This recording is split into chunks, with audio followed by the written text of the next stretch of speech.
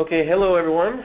I would like to welcome you to the Choose Wisely, Developing Your Own RFP for Reservation Representation Services webinar. Today, we'll be discussing the benefits of a well-thought-out RFP, or request for proposal, for any hotel's next central reservation and distribution technology and services purchase. My name is Jason Emanis, the VP of Marketing here at SHR, and I will be your moderator. Let's kick things off by introducing our panel. Joining us today is John Burns, President of Hospitality Technology Consulting. Identified by Lodging Magazine as one of the 10 hospitality experts changing the travel industry, John established Hospitality Technology Consulting to assist hotels and other travel companies deal successfully with the increasingly complex world of electronic travel distribution. Also joining us, we have Estella Hell, SHR's VP of Product.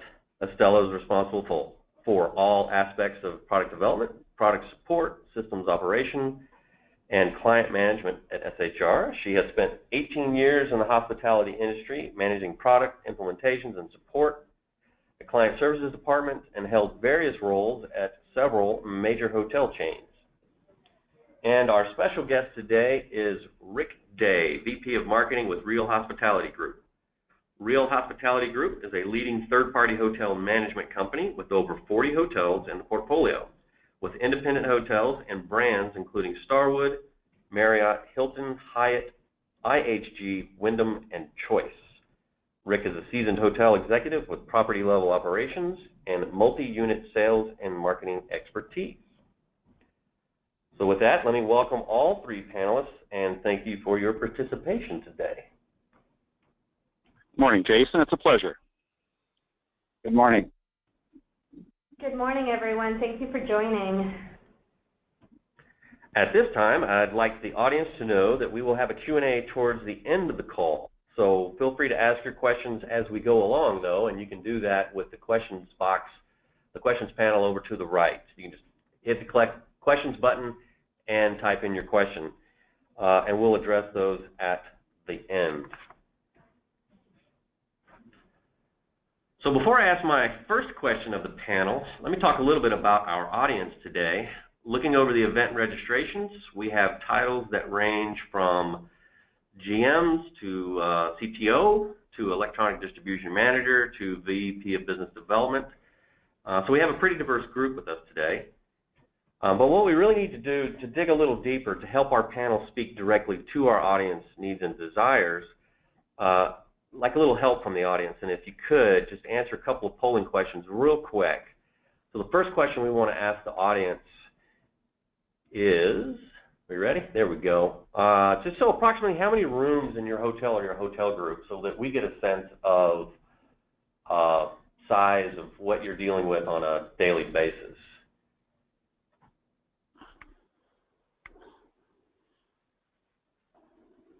And while we wait for those results, we'll have those results any second now. So it's a wide range. Let's see. So mostly in the 100 to 500 room space. That's the majority of who's on the call. And then a few on the fringe with over 500, and then even some less than 100. So it's a pretty good diverse group.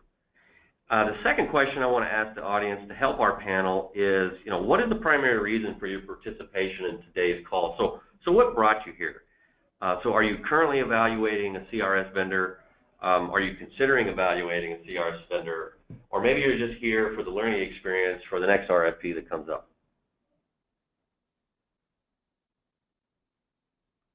So the results coming in, most everyone's here. It's a learning experience, but we do have a few that are evaluating CRS vendors. Great. Okay, so hopefully that helps our panel. Again, recap, we've got a lot of 500 to 1,000 room people on the call, and then most everyone's here just for the learning experience, but we do have a few that are currently evaluating vendors. All right. So the first question. Let me ask Mr. Burns, what are reservation representation services? Thank you, Jason. Hello, everybody. It's a pleasure to be on this conversation with you all today. It's a really good question. Reservation processing and electronic distribution has become increasingly important to hotels. It's now vital. It's mission critical that hotels be able to portray themselves in the full range of sales outlets, be that in online travel agencies and global distribution systems on their website, through call centers, the whole spectrum. At this point, if a hotel is affiliated with a brand, a major brand, like a Marriott or a Hyatt or a Hilton, those brands provide the full spectrum of reservation and distribution processing services. If you are an independent property or a smaller hotel group, it is extremely complicated, expensive, and time-consuming to try to achieve broad distribution on your own. The result is that a class of service providers has grown up, service providers that we generally refer to as reservation representation companies. And these companies provide the services that a large brand would in terms of reservation connectivity, advice, and best practices information. So what does a reservation representation company offer? Well, they have their own central reservation system. That CRS is the heart that holds information on rates and availability and inventory, as well as descriptions for all the hotels that use that representation company. That information, that central reservation system and its resident information is then connected to a full spectrum of sales outlets. I'm thinking here online travel agencies such as Booking.com, Expedia, Hotels.com, and so on. The global distribution systems, that's Amadeus, Galileo, WorldSpan, and Sabre. Typically, there is an internet booking engine that's available for the hotel to use, so it can be on the hotel's own website or the hotel group's own website. There's an interface to the PMS at each property so that reservations can automatically flow down and don't need to be re-entered once they come in. And then there's a group of soft services. I'm thinking here of training and support and counsel on best practices. So a representation company offers a whole basket of services that enable an individual hotel or a smaller hotel group to be as present and as compelling in all the sales outlets as are the biggest chains in the business. One final thing I'd suggest with respect to reservation representation services, they are a constantly changing bundle of services. There's steady innovation. We see new sales outlets coming to the marketplace constantly. And as hoteliers, we look to representation companies to make sure that they are familiar with these new sales opportunities and are making them available to their customers. So that's what I would suggest, Jason, is a reservation representation service. Very good. So Estella, what about you? I think that's a great description that John mentioned. I think I would kind of maybe summarize it or add to it that where I see the center of that representation service is that they're going to bring to your properties that distribution landscape. So they're going to allow you to cast a wide net of distribution, but then at the same time, they're going to be anchored to your operational systems. So as John mentioned, to maybe your property management system, your revenue management system, et cetera. So on the one side, you have that wide net of distribution, and on the other, the convergence with systems that you use at the hotel. So some of the things that you might want to think of when you're thinking representation services is that it is important to think through somebody that is offering technology and service. so that this can be configurable according to the properties that you serve. If you have a portfolio of multiple properties that have different, really different type of hotels or different type of guests, you need to consider that not only the technology but the services around them are all going to be part of what will be delivered by those representation services companies and will be serviced by the technology of the central reservation system. Okay. Rick, how about you? You got anything to add?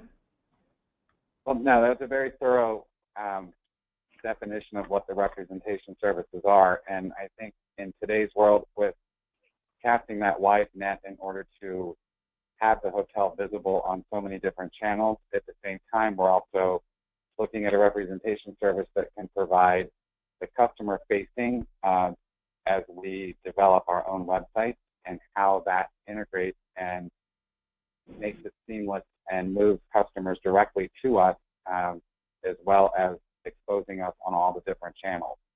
So it's kind of balancing the ability to take care of revenue management, send out the rates and inventory correctly to all of the airline systems that were mentioned, as well as the third-party booking engines and online travel agents, but at the same time offering a consumer-facing that makes it very seamless when they're experiencing the property on our own website as well. Very good.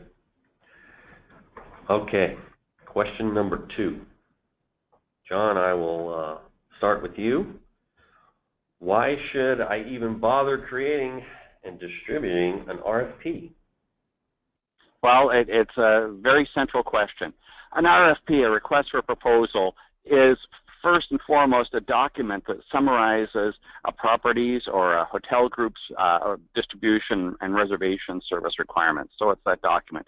But it is, at the same time, a larger entity. It is really a process. It's a multi-step process that disciplines the search and shopping procedures that a hotel will go through to evaluate the various vendors who say that they can provide exactly the representation services that are required. So as I look at an RFP, I see it as a process, and that process begins with the first step being a definition of the requirements and agreement within the hotel or hotel group, exactly what we're looking for.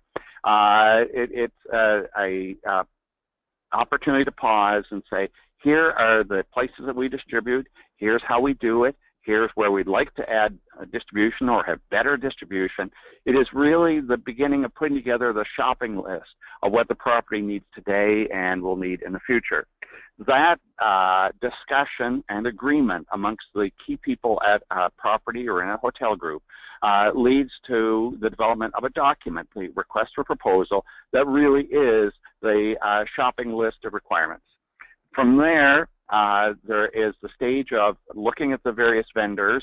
There are at any given time 4, 6, or 8 organizations who might have services that are appropriate for the hotel. How do you determine which is the best? Well, the RFP is going to help considerably in that process.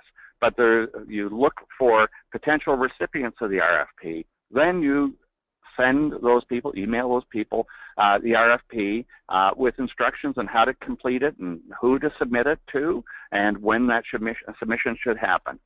Once the RFP responses come back from the vendors who chose to file a response, the next step is to review them and score them to say, here's what we think in terms of the best match on any given question between our needs and the vendor's promised capabilities.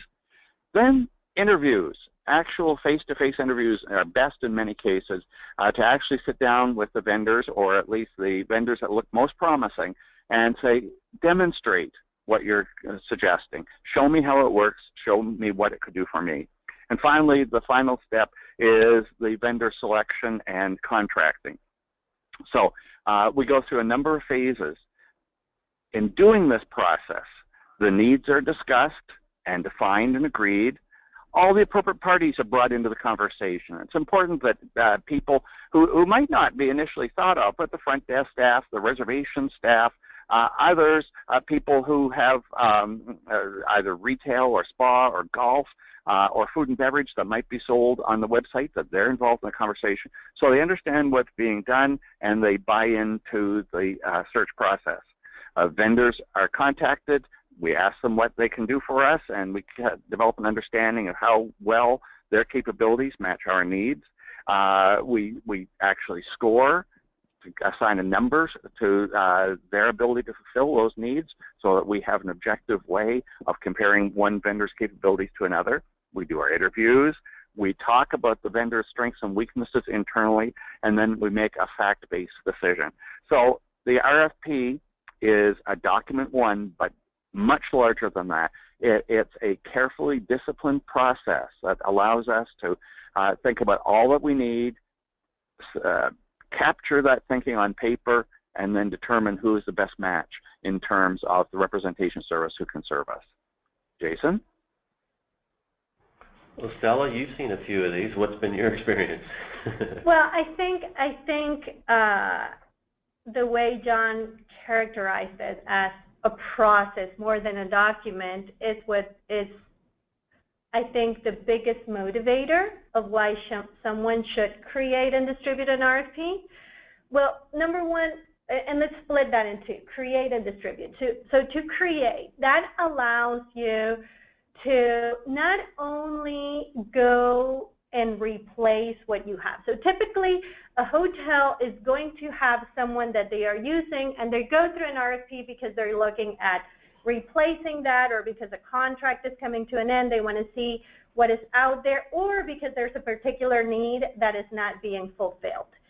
So by creating an RFP, you have an opportunity to go and ask to stakeholders and to really your operations also at the hotel, what is it that we're trying to achieve? What are we looking for?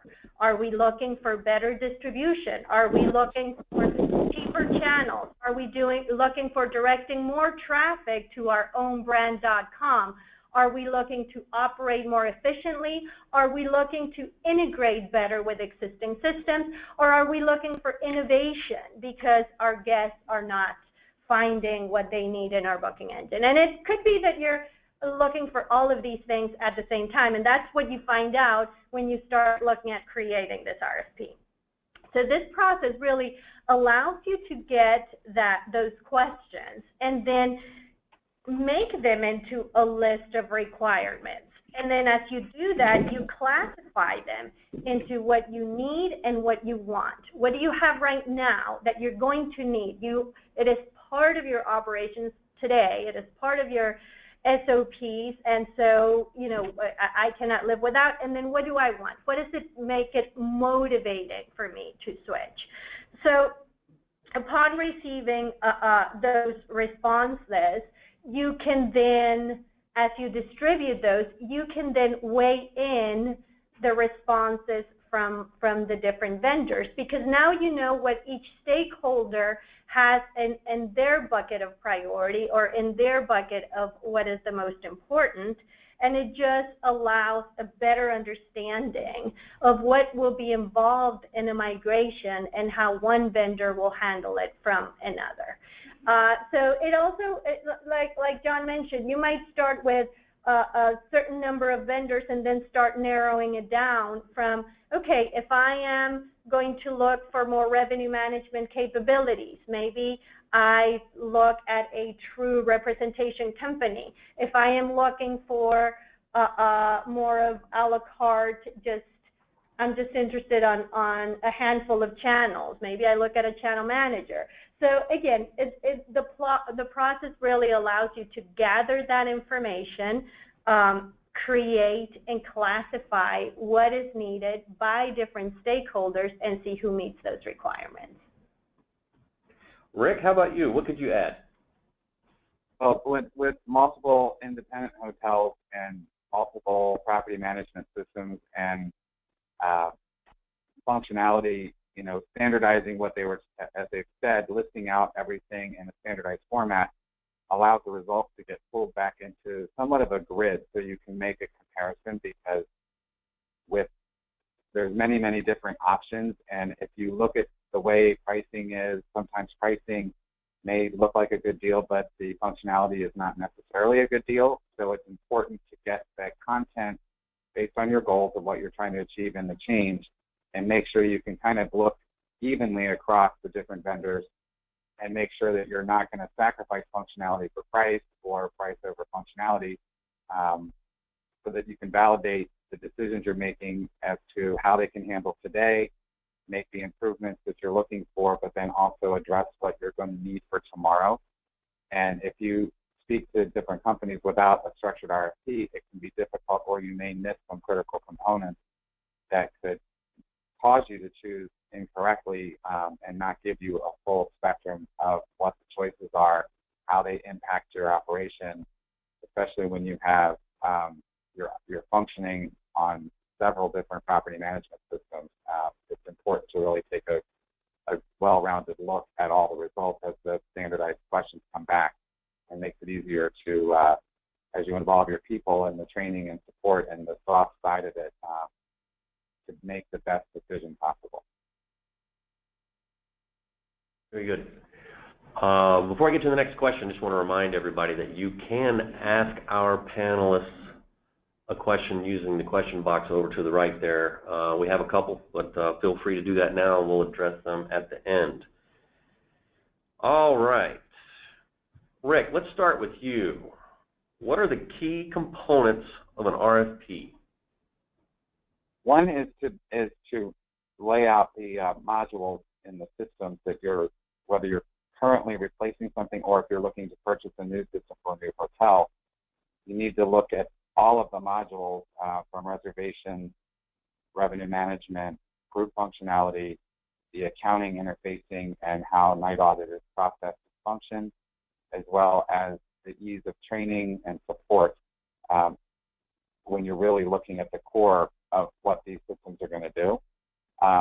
Evaluating exactly how through the system itself does it integrate? Does it allow you to centrally manage rate and inventory in one location as it passes it through, and how seamless things are so that you can reduce the number of steps in the process, which minimizes your risk for errors or mistakes when it comes to rate and inventory being floated to at the wrong price or the wrong availability.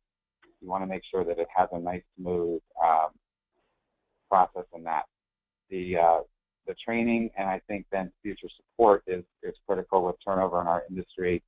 You want systems that are very adaptable, flexible, and have very good training options, so that you don't have to, when you upstart an employee with as tight as labor is, it's good to have systems that are somewhat intuitive and how they function, so that you can get your people up to speed faster to maintain your levels of service.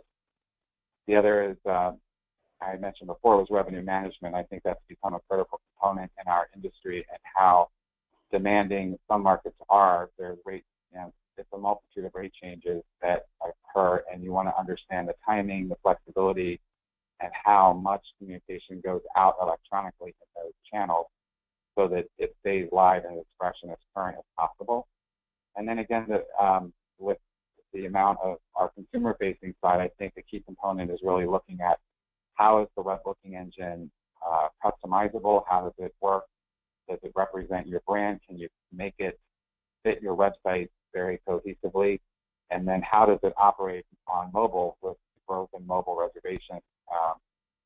Trying to minimize keystrokes, or making sure that the offering comes up in a nice, easy-to-read format that's visually driven, that gets you, keeps the consumers at a minimal point of contact without a lot of keystrokes or page screen changes to make things happen. Estella, what about you? What have you seen the past couple of years in RFPs?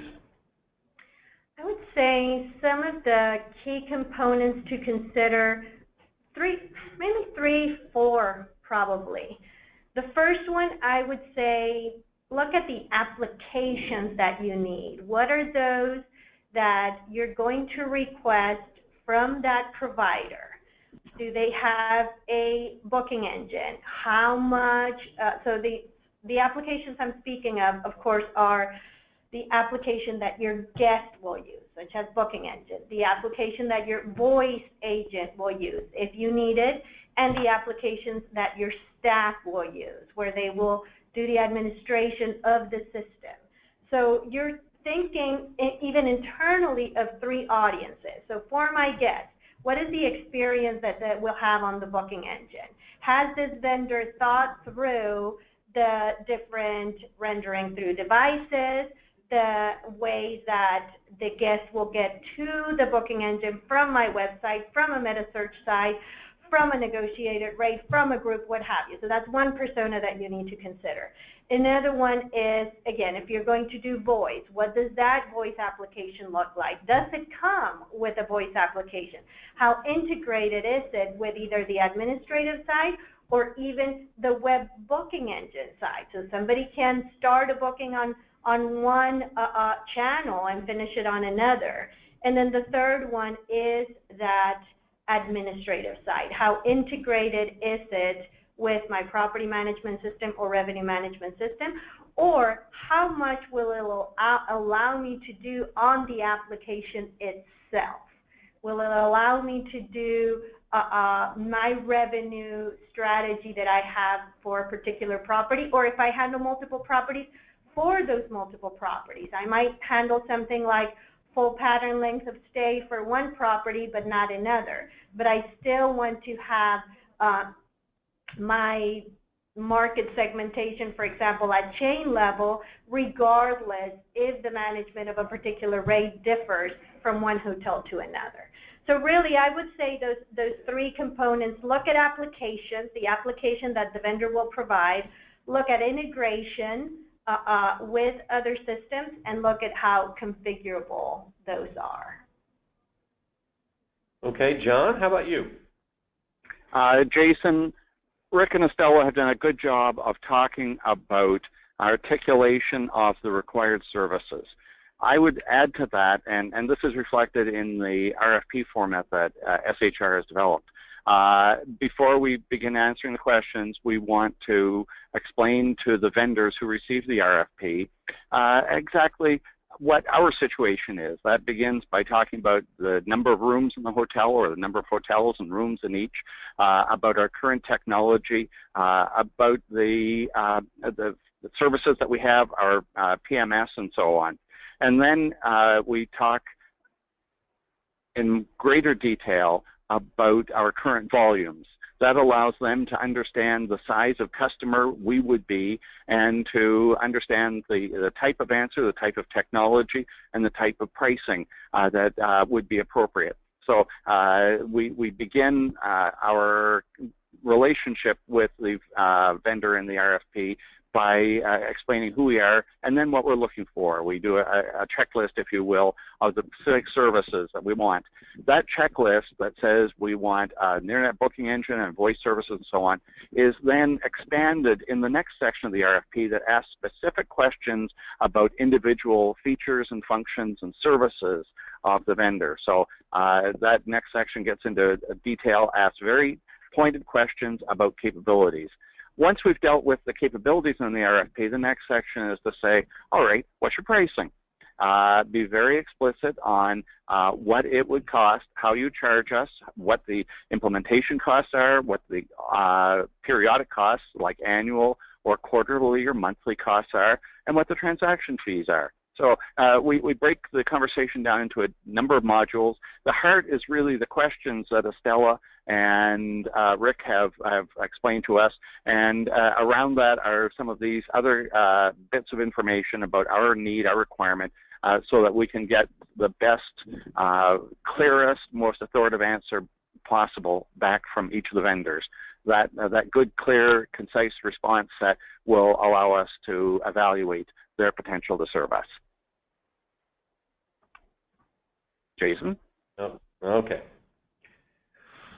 So John, let me go back to you with this one. Let's start with you. How do I compare RFP responses? Well, this is one of the toughest parts of the process.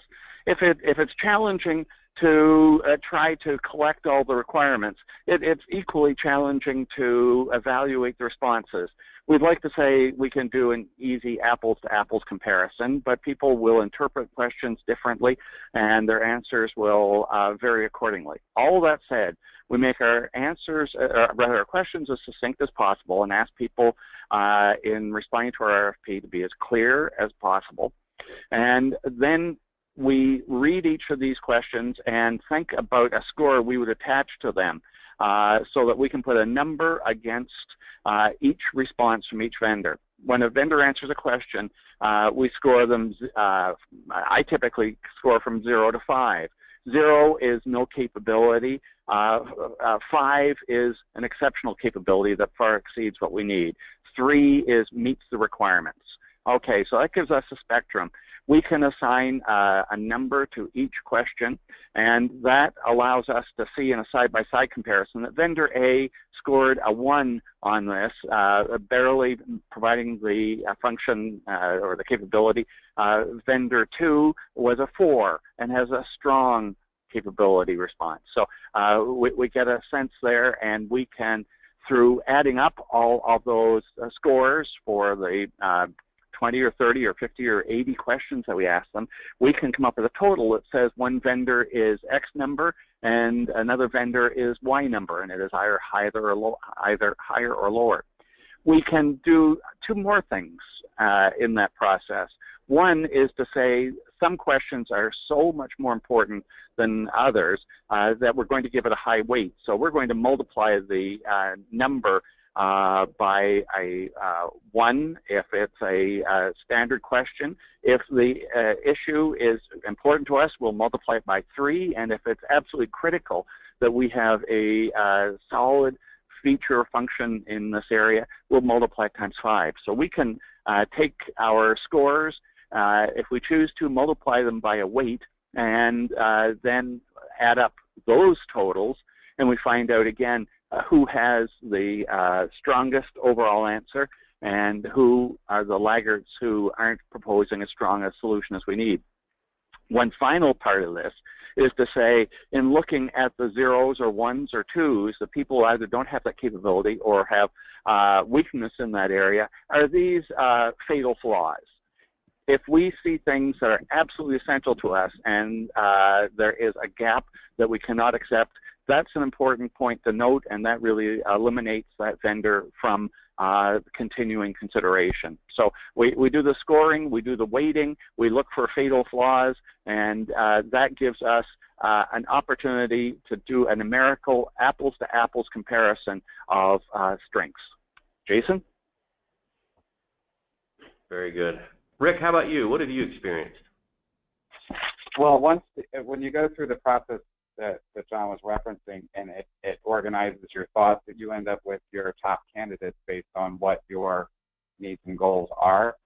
And once you've looked at and evaluated those pieces and parts, I think it becomes very clear, and it becomes easy to see because you've standardized all of the responses in order to look for those weaknesses or delve for a little bit more information if you feel like you did not get a 100% answer on certain areas to make a fair comparison. But once that's done, I really think then it goes back to looking at what was sent, how it was presented, number one. While you might have a structured RFP and they answer it, the supporting materials that normally would come with it create a lot of support to those different modules, and you can see different calibers of performance from that information. The other piece of it for me would be once you have that grid laid out and look at it and you start to narrow your field down, you go back to the people you engaged in asking the questions to make sure they could perhaps see then as you get into your top candidates and you narrow out the people that don't necessarily fit your goals, and then involve the hands-on people to make sure you're seeing what you see on paper is lining up with a demo of those sections or modules that are critical to what your goals are for the change and or the installation. Okay. Final question.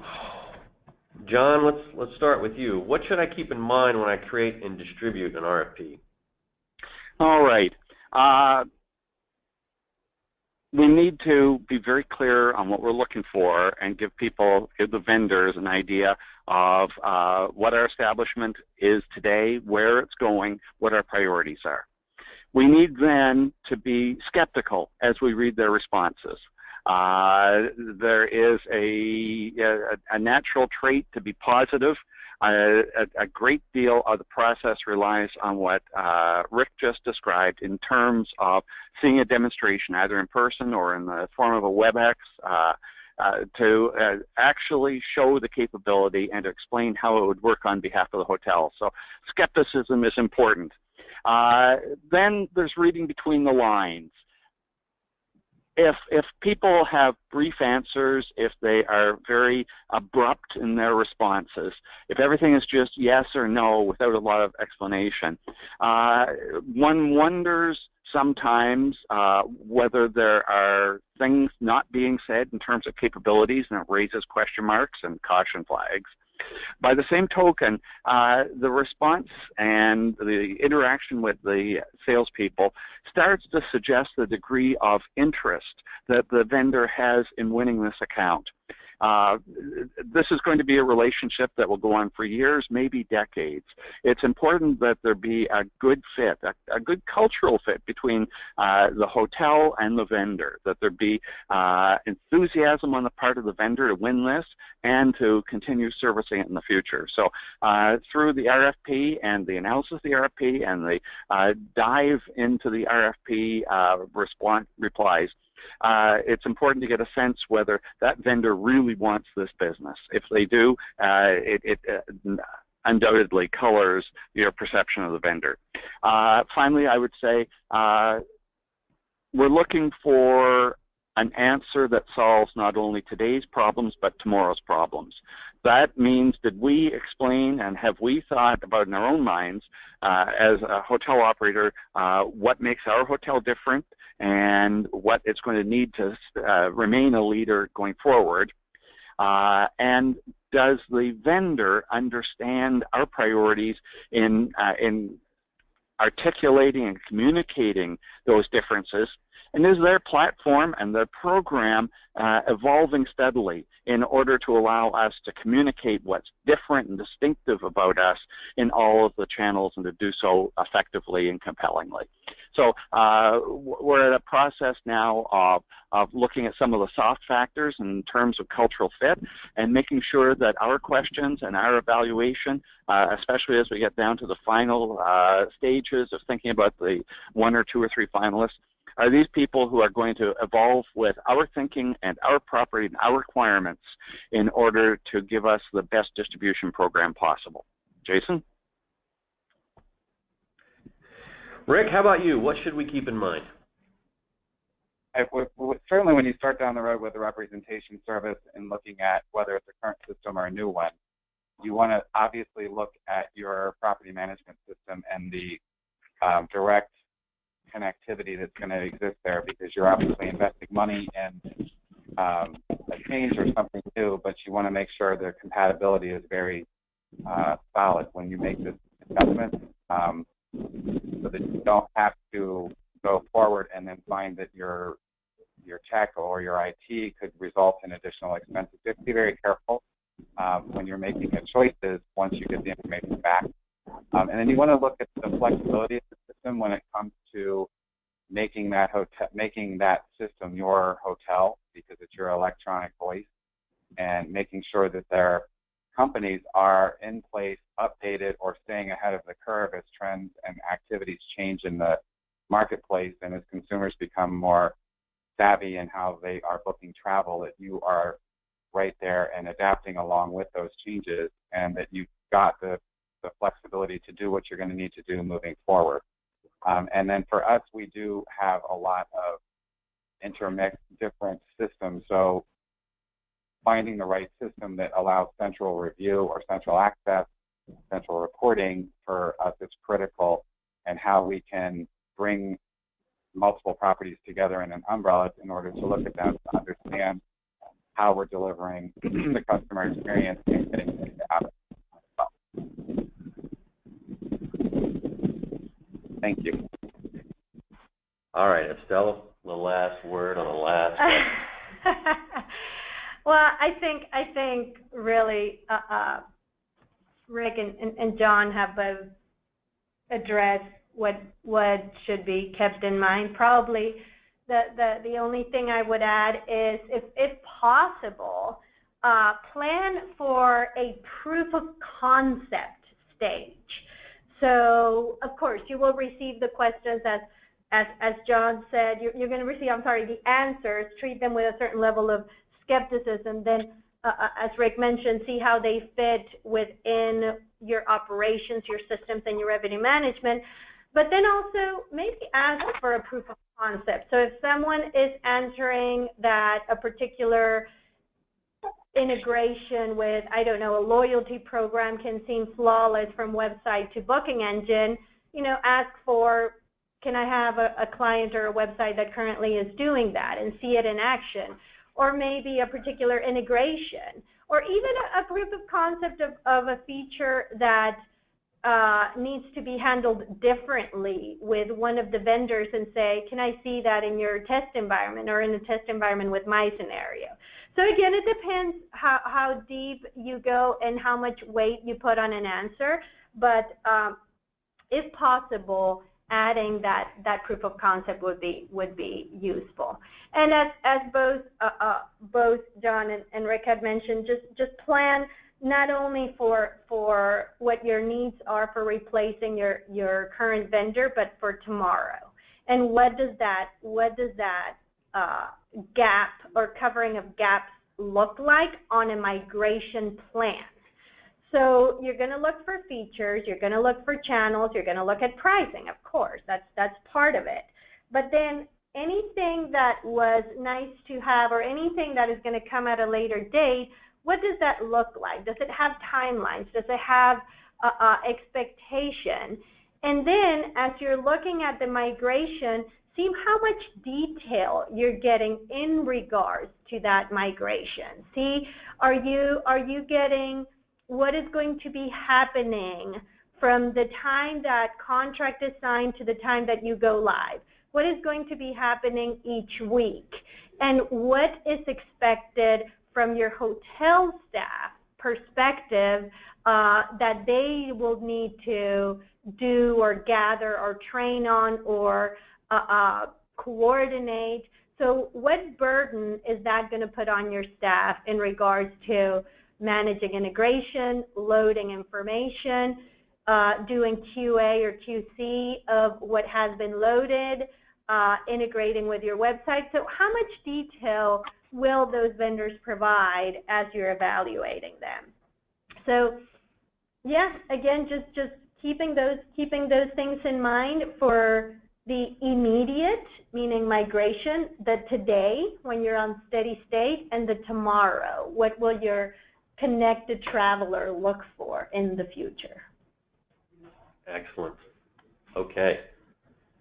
Let me remind everybody, we're going to do some Q&A now. We've got about 14 minutes or so till the top of the hour. If you have a question, go ahead and shoot it our way.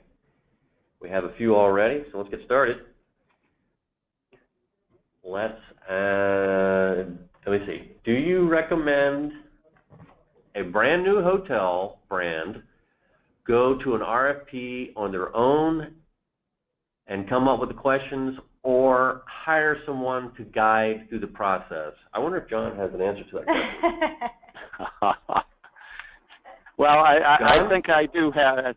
Thank you, Jason. Without trying to be self-promoting, I think this is an important time to seek outside assistance. There are, for instance, in the United States, 3 or 4 or 5 of us who provide this kind of service. Especially for a new brand, it is just so very important to find the best fit of a vendor who can help to establish the initial presence and prominence of the property and the brand in all the sales channels. This takes skill. It takes a great deal of effort. There are many, many moving parts here, and there, in opening a new property or establishing a new brand, are so many things that are happening already. To take on this very complex and detailed section and do it really well, do it as well as is required, is very difficult. So I'd say here is an area where you can find a person who can put together an RFP. It's a very self-contained project. It does not take a great deal of time, or I'll say money, but it can help in the needs identification process and matching those needs to the best vendor in an efficient manner, so that all the other things that go along with bringing a new hotel online can happen.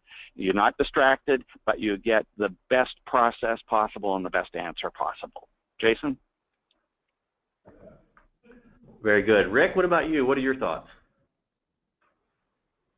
Well, I come like him. I don't want to be self-promoting, but obviously a management company brings a lot of experience from across multiple levels of brands and the independent portfolios to develop a lifestyle type brand, and clearly has hands-on experience with a variety of the systems and their capabilities. So it definitely acts in the same way to be somebody who can help procure and assist in making the best decision based on the type of hotel and its makeup with its public spaces.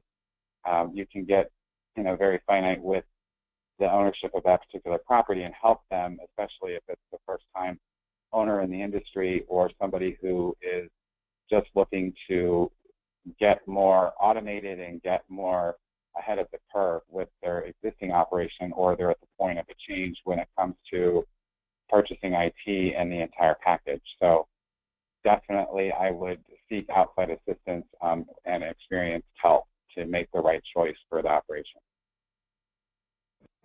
Okay. Here's a question for Estella.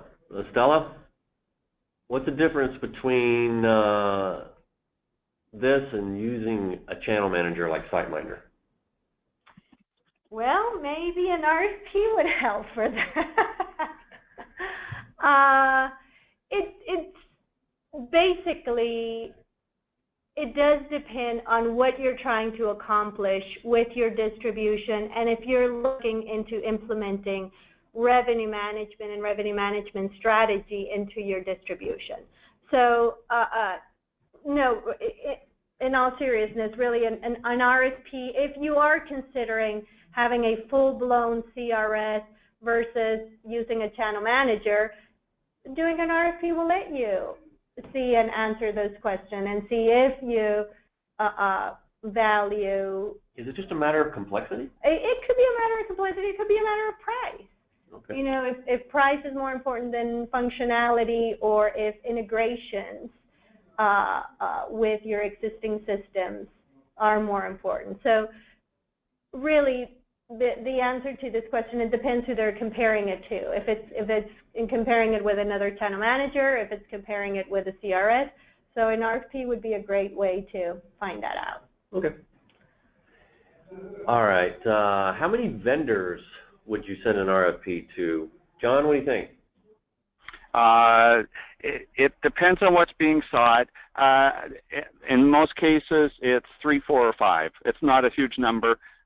There's a general awareness of the vendors, of SHR's competitors in the marketplace. You pick those that you are aware of and respect. You can do a Google search and check if there are any others that you aren't aware of, and you can look at their website. Possibly they'll be a potential partner, but the number is small, and that ensures that you're not going out to people and asking them to complete an RFP when they have no chance of competing. And by the same token, it keeps your process of managing the RFP and evaluating the responses in a nice streamlined fashion. So 3, 4, 5. Okay, very good. Rick, let me ask you this question. How long does it take to put an RFP together? What should this person's trying to understand the expectations of putting everything together and getting the responses back from the vendor, you know, soup to nuts. What are we thinking here? It's a several-month process. Let's do it stage by stage. Internally, to put together an RFP, and if you're using, for instance, the SHR format or something you've used before, you need to have internal discussions to say, what are we looking for? What exactly do we want to put on our shopping list? That is 2, 3, 4 weeks, given all the things that other people in the conversation are doing. At the end of that, say 4 weeks, you've got a document, you send it to the vendors, give them 2 to 3 weeks to respond. Then, once the responses are in, it's probably about 10 days to 2 weeks to go through all the responses, do the grading, look at the associated materials that Rick mentioned that people send along. And that 2 weeks concludes with a meeting where you say, here's what we found in terms of the scored answers. Here's what we know about these people. Here are the ones with fatal flaws or exceptional talents. Let's decide on the 1 or 2 that we want to have a deep dive with. So that we can see a demo and talk to them in detail about their individual capabilities. So we're talking in about 90 days to go through that process that leads to selection, and then the contracting, maybe another 2 to 3 weeks. Okay. Rick, has that been your experience? Yeah, well, yes, because it does take time with the back and forth and as you do the evaluation. And an independent hotel is obviously developing their installation where brands have it packaged, so it expedites the process a little bit from their side because it's all bundled.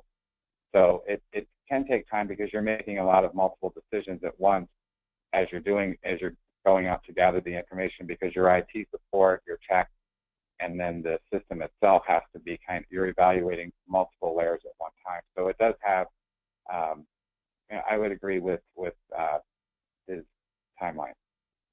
Okay, very good. All right, we've got one more question teed up, so we've got 5 minutes, so if anyone else has another question, go ahead and answer it. I think we can get to it. Let's see, last question. What is the average number of questions on an RFP? What do you think? Anyone? I have an answer, but I'll wait. Though we try to keep these things as lean as possible, given the number of areas that you're asking about. The booking engine, voice services, connectivity to OTAs, GDS connectivity, PMS connectivity, support, training, implementation, pricing. It's probably 75 questions for a single property, maybe 100 when it's a small hotel group.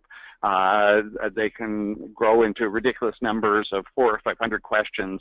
But for the majority of cases, we're talking 75, 80 questions. Okay, very good. And to that, actually, and we'll offer this at the end of the webinar, but we have put together an RFP template. If you don't already have it, we put together an RFP template with John, and we'll make that offer at the end, and it's got a certain number of questions. Can't remember off the top of my head, but I'm sure that was it was probably exactly what John said, 75 to 100. Okay, we're getting close. We got 3 minutes, but we have one more question. Let's see. If you need all new systems, like a new brand, what systems do you get first? CRS, PMS, then what? What is the recommendation? Rick, what do you think? I think actually the PMS, I go through this quite a bit. The PMS and the CRS actually go together, because when you're making a decision, you're going to want to look at the property management system, the functionality that you're going to need at the hotel, managing rates and inventory. At the same time, then you want to look at, because seamless is best so that you can minimize points of contact with rate inventory control. I think that it's a simultaneous decision to find the vendors that go together that will make the best outcome for your product at the hotel. Very good. We got 2 minutes. John, do you have anything to add? No, I think Rick answered it very well. You want to make sure your systems and partners can work together effectively, especially with the CRS and PMS. And what he has suggested in terms of looking at the two of them concurrently, I believe is absolutely the appropriate approach. Very good. And it's also what we're seeing on RFPs that we've received, that there's a CRS and a PMS section. So it appears to be more common. Yeah, we saw one of those this week. Okay, very good. All right, top of the hour. And I want to thank our panelists first. Thank you, everyone, for participating. Our pleasure. It's always good. Pleasure. Good. Yeah. Rick, you too. Always Thank good you. to spend time with you guys. And then for all our audience, thank you for spending your time. We know it's valuable. We hope you got something out of this. That was our goal. Again, on the screen, you'll see a URL that you can go to download our template to help you through this process. And if you have any questions, don't hesitate to reach out to us. Beth is shr@shr.global, and we can respond with any questions. And with that, I'll close it out, and we'll see you next time. Thank you.